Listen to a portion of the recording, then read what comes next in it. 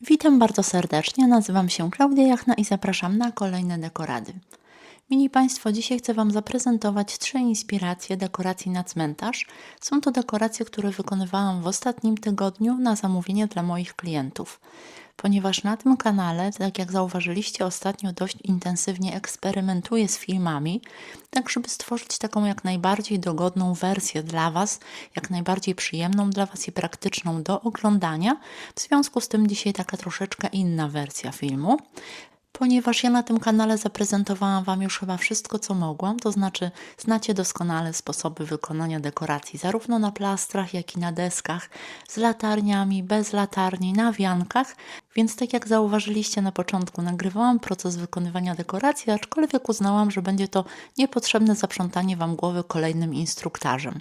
Tak więc, mili Państwo, bez mojego komentarza, który w dniu dzisiejszym byłby zbędny, zapraszam Was do oglądnięcia zdjęć i krótkich filmików dekoracji z użyciem poinseccji, czyli takiej dekoracji typowo świątecznej. A na samym końcu, jeżeli uznacie, że dzisiejsze dekoracje się Wam spodobały, to bardzo proszę zostawcie po sobie łapki w górę, zostawcie komentarze z informacją, która z dekoracji najbardziej ucieszyła Wasze oko. No i cóż, ja Wam bardzo serdecznie dziękuję, drodzy Państwo, przesyłam tradycyjnie 1 000 000 buziaków i do następnego miłego zobaczenia. Dziękuję, pa pa!